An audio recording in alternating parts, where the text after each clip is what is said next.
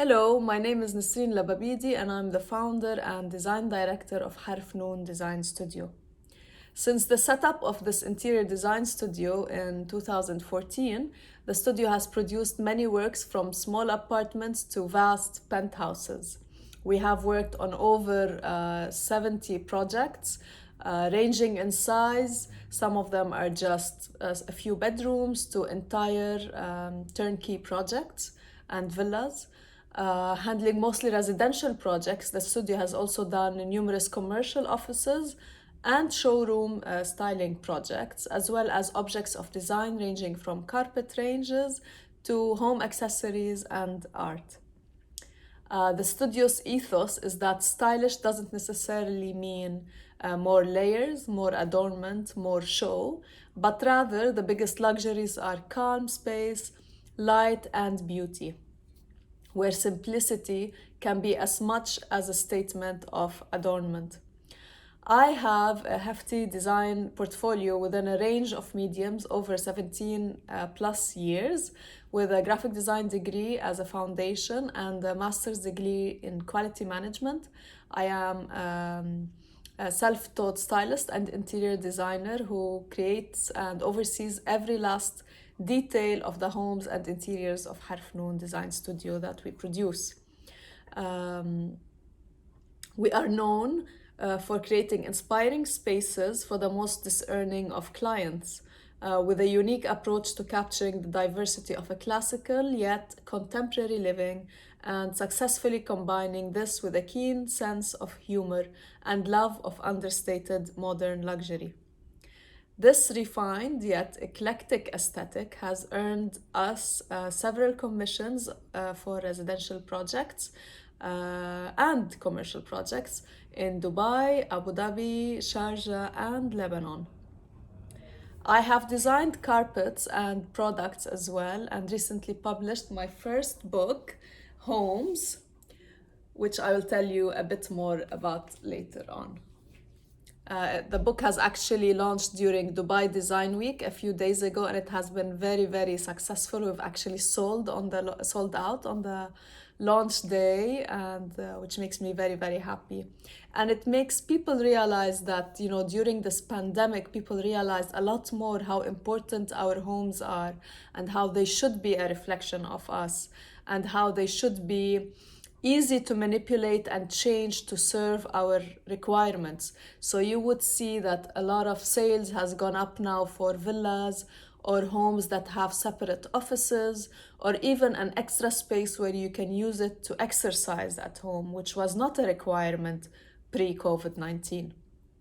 And we have seen this requirement rise up in the projects that we are currently handling.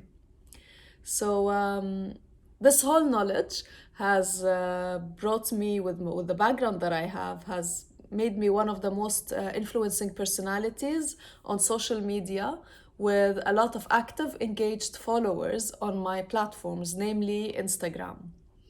I have over 58,000 followers, of which 60% are women aged between 25 and 45, who are interested in DIY, they're interested in interiors, they are interested in creating beautiful homes and learning tips and tricks, especially that a lot of them are actually either in the process of buying their first homes, or they are in the process of building the home of their dreams. So at that stage, they are looking for inputs on how to deal with contractors, what materials to look for, what faucets, what different building materials, bathrooms, kitchen appliances to install. Many of them are also engaging in a lot of reconstruction of their homes as well. To maybe they've been living in the house for a couple of years, 10, 15 years, and they're ready to get it all refurbished or reconstructed so that it better fits the size of the family or their current living situation. So for that Instagram content, what we do is we include a lot of our studio projects, the details of putting together a project, and I load it as well with a lot of tips and tricks.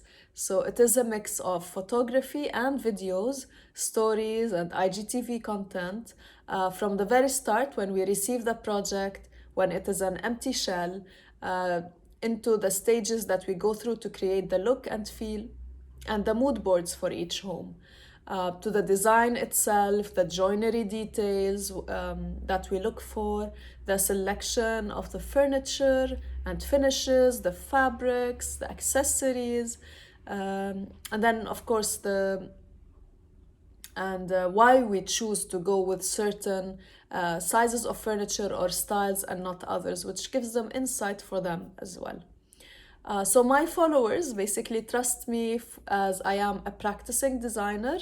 I am not just an influencer who's trying to sell off a certain brand or a product. I actually use those brands and I give them my insights and my knowledge, and I make it very accessible for them. And that's why they are very engaged with all the videos and content that I put out there. I even sometimes ask them to be part of the project, where I ask them, do you prefer this carpet or this carpet? Should we go with this color or this color? And so they feel very, very engaged with the project, and they keep on following it until it is finally delivered and photographed. And after that, what I do is I actually post all the insights and information of the project on a blog post on the website, where they can go back and use that as a reference in case they wanted to recreate that look. And I have definitely received a lot of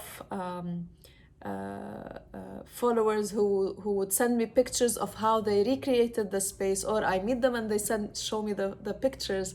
And it's truly a happy moment, because you see that this information that you've passed on has actually been taken in and passed on. So it's very sustainable in a way.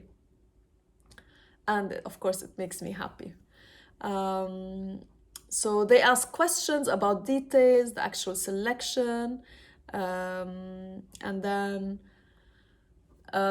also in parallel to those social media posts, what I do is I also run many off social media events, or used to run them before COVID, but things are picking up now, so I will see that coming back for sure, while being socially distant. So I actually collaborate with brands where they come, I meet the followers, and the followers get the chance to experience the brand as well. I sometimes give them consultations for their own homes, and this has been very, very successful. So in terms of brand collaborations, I have worked with many, many brands who have the same niche market that I cater for. So who are actually also interested in the products that they offer, whether it's collaborations or workshops or events, or even informative videos about the products that they are selling. So I have worked with leading brands here in the UAE, from interiors to IKEA to Bloomingdale's, Kohler, and Jotun as well, and many, many others. I have even assisted brands like Not Home in creating their actual product selection because they were new and entering the market, and they wanted that insight. Because I do interact with my clients, so I know what they are looking for, and hence that will translate into the product selection that they bring into the market. So I have been invited as well to do talks at many events. I was invited to Milan Design Week 2 years ago, and to Furnex in Egypt, the furniture exhibition. I've also done talks here in Dubai Design Week, and was also invited to cover their events for them on my platform, so people can get to know more about what they do and the program that was offered. Not to mention as well is, not to forget to mention, is that my work has been, the projects were featured in many numerous local and regional publications and on online platforms too, because they do capture the authentic dwellers of this city. And that's what the readers of those publications look for. So they want something that speaks to them, and they have found that in those projects, which I'm very happy about. So where did all of that start? Well, for as long as I remember, I have always been fascinated by creativity, be it in the form of painting or even just organizing everything around me. And that was probably thanks to my parents. So my dad is an architect who has been here in the UAE for over 45 years. And he used to allow me to visit his office. I can even still remember the smell of ink on blueprints. And he used to take me a lot to those events, like the Big Five or Index. And so that interest, grew with me. My mom is also a lawyer, but she was a self-taught interior designer who always kept changing the space around us. So that all gave me an insight into how we interact with the space and how it should serve a certain need that we have at different stages of our life. So through their creative lens, I learned to appreciate the details in architecture, furniture design, and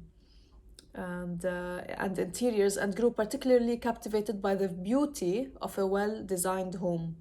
As we grow in terms of family sizes, a certain space could be used as, in the beginning, it could be like an office or a storage space that could later on change to be into a nursery. The nursery will then have maybe the family will then have two kids, and then the nursery has to be changed. Certain adjustments needs to be done within the house, so no glass no glass coffee tables are needed, where you look for softer furnishing as those toddlers grow, and so on and so forth. Those kids will become teenagers, so you need the space that is appropriate for a teenager. And so as we pass through those different stages of life, our needs as people changes. And that's where interiors become key in how they need to be adaptable, changeable, and accessible as well. So of course, after all of that, I was fascinated by our daily hammam routines, how they transform by the way we are surrounded by them, how a combination of color, material, furnishings, and light can completely change the way we feel, even the way we behave. Predictably, I ended up studying design with a special interest in branding and how it relates to our homes. What do our homes say about us? How do they represent who we are? People are surrounded by their stuff, and we can't help but leave clues everywhere as to our identity and our way of seeing the world, our political ideologies as well, and our religious affiliations. Our homes reflect both who we want to be and who we really are. And they are complex bundles of social and cultural meaning grafted into a space that becomes imbued with magic. Our memories and obsessions are visible and woven into every structure of the house itself. And this is exactly what I speak about in my book, and why interior design is especially important in the real estate market. In my book, I tell the stories of 15 entrepreneurs, designers, and architects with one thing in common. They all live in the city of Dubai. And having access to their homes has been a real privilege, not just in terms of appreciating a striking interior design, but also as an insight into aspects of our lives that we mostly keep hidden. What brings us joy, what makes us feel happy or safe, and what holds special memories for us. And when all is said and done, what truly, truly matters in a home. So the book is a celebration of all that is mostly unseen and hidden, the hidden side of Dubai and the hidden side of professional men and women who contribute to the city's creative buzz. So things as simple as the trinket boxes that we place on a sideboard that give us unparalleled insight into what makes someone tick. That particular artwork that was chosen and why it was chosen at that moment and why it was placed on a specific wall and not another. So all of these things that we mostly keep hidden, what brings us joy and makes us feel happy, and what brings this city's creative buzz into being. So it's the daily lives of a few residents from the city who give us a glimpse side of Dubai that is not accessed by a tour bus or a guidebook. So this is what homes should be. They should be properly designed for their dwellers and personalized for them, because the importance of that is that you engage the five senses, be it in the interior architecture and design or the layouts, to the textures that are used on the walls and the floors, or the materials for the furniture and the accessories. Even things like the smell, what smell you want them to have when they enter, for example, that lovely lobby of a building. What sort of lighting is used to give a specific mood and to change that mood so that when you leave work and you enter into your home, you get that feeling of relaxation and a cut away from the daily business. And then all those essential elements that create a home, which everyone strives for. Some people perhaps want more of a spa feeling in their bathroom. And I have seen people specifically ask for that, like, we want a specific lighting. I had also installed a lot of systems where there is a scent that is put into the AC system that sprays out a certain scent to bring back memories of a certain hotel. So that's how engaging the senses becomes very important in a home, to personalize it so that it becomes engraved as a memory. In my own home, I have the smell of Dubai Mall, for example, which I absolutely love. It's the smell of Mir, and it's just amazing. I mean, everyone I have visitors, they all say that, oh, your house smells beautiful and it smells like you. So we've even given that sense, not just a feeling, but a personalized image of what it could be. And then it's very important as well to think, when we're thinking of interior design, is how people are interacting within a space. So if they are sitting on the sofa, what are they sitting like? What are they looking at? What's across from them? How are they interacting with it? Is there a dining room across from the TV room? Would the TV need to be accessible?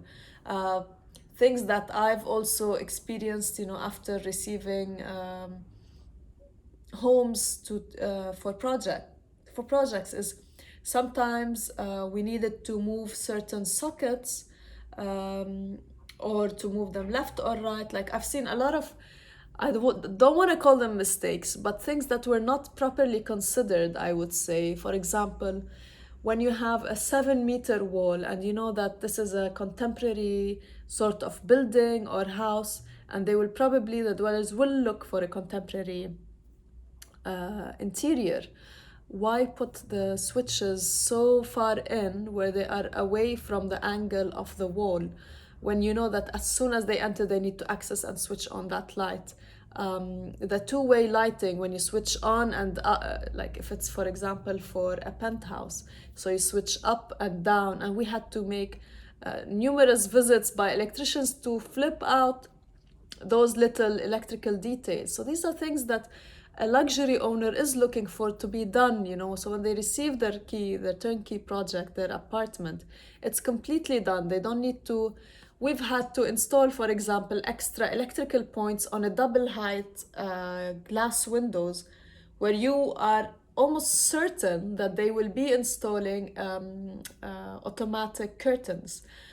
So we had to go that extra step of wiring in everything differently, because the contractor did not look into that option of, oh yeah, well, no one's gonna pull a curtain that's double height on a penthouse that's on the 42nd floor by their hand.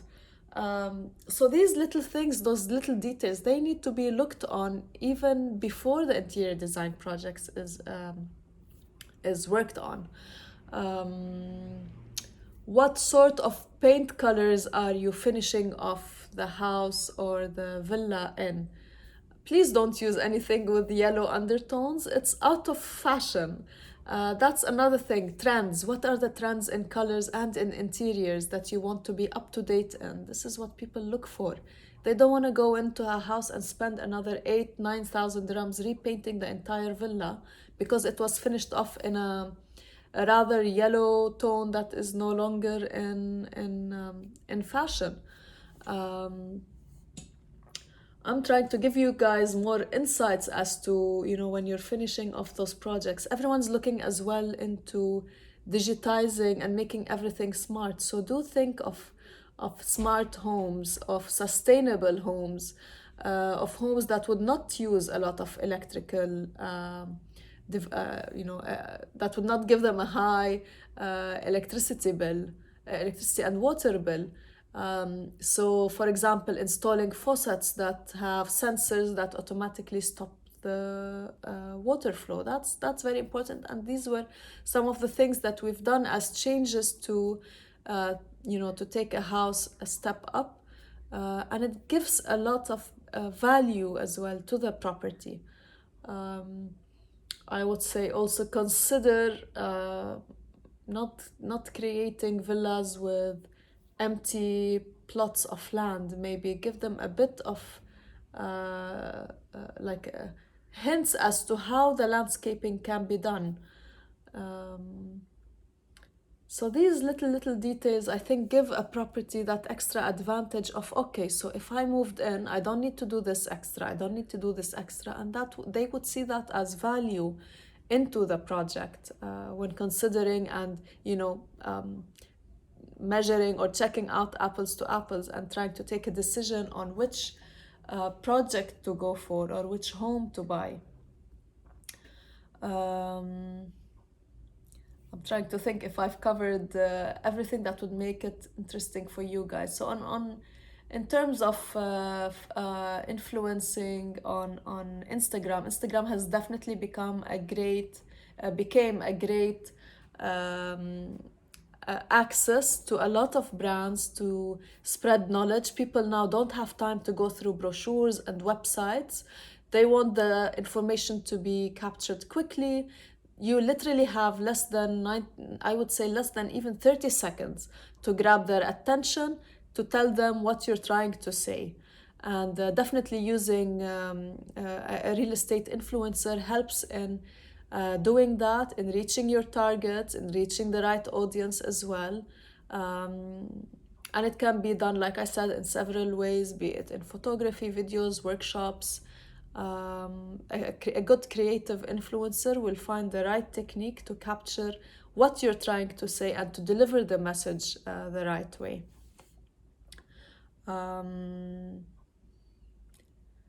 So basically, this is all that I have to say for today. I hope that I gave you a helpful insight into the world of real estate influencing and interior design here in Dubai, what people look for when they're looking for that right apartment or right first home to own, or even that luxury space, holiday home that they're looking for. And I do hope that we work together. You can definitely reach me on my email, hello@harfnoondesignstudio.com, or my Instagram account @harfnoondesignstudio, or through my website www.harfnoondesignstudio.com.